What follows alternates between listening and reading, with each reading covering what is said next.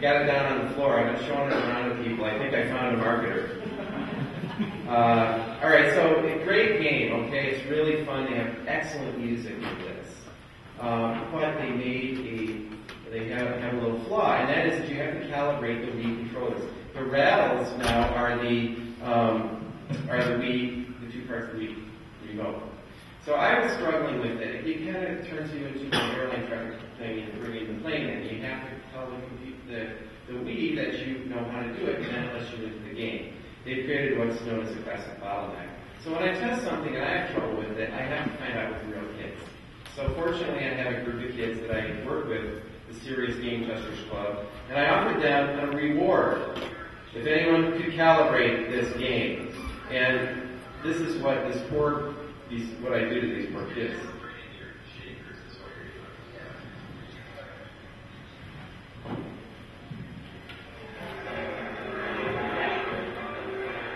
So there's this little shadow of light there in those circles, and it's like a ghost. And when you get the thing in the right position, it actually blings and you get applause and it works. And this kid just got it. And it just doesn't go. It's like trying to push a chain up a hill. And it tortures. My theory was correct.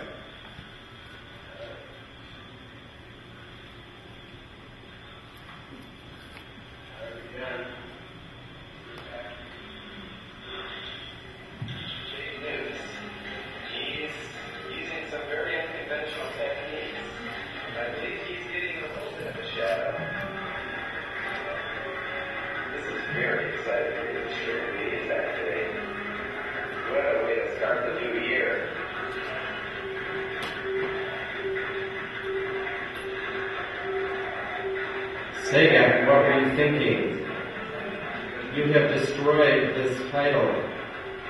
Because if these kids can't do it, my 81-year-old mom sure isn't going to be able to do it.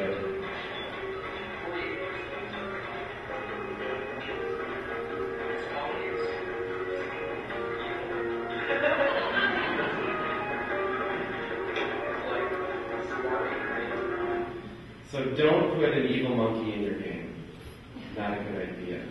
The Me Too universe is a great idea, but it didn't work because you could put this sensor, this motion sensor, and it has like a little EV in it that does a counter, and then the idea is you plug it into your computer. Unfortunately, you use Windows, and if you get everything working on that end, which you get about a 4% chance, get it installed and so on, you get it plugged in, the counter logs in and you can get more points in your game. Again, great idea. You get a mind exercise with a video game.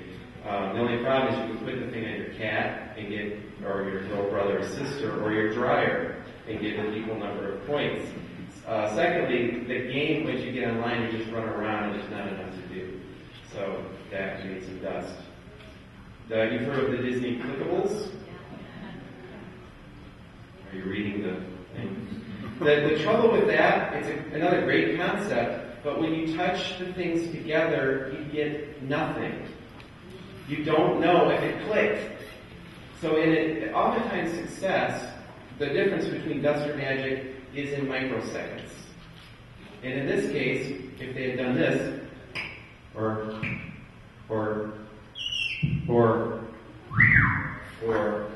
anything, it would have worked, but it doesn't click. Instead, you just kind of wonder if you get it does flash, but you got to line it up, and it's just like, let's buy a headache for our children so they can get used to being an adult.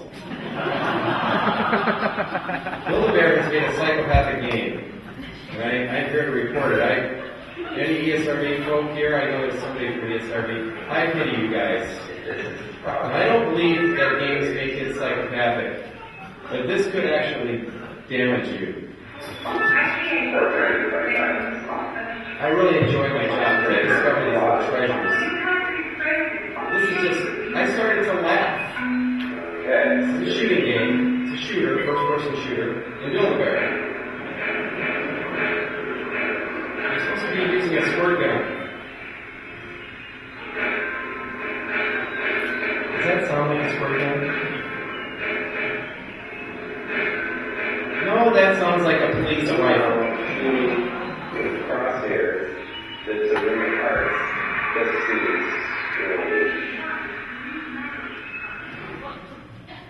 it's just bizarre. So I don't envy the jobs. That, got an E-rated cartoon violence, but that's the kind of thing that'll make the critics go, oh boy. And this is a Facebook. It's called graffiti. How many have done graffiti? This was done with a touchpad. So what's cool about graffiti is it has playback. So you can see the thinking behind the work.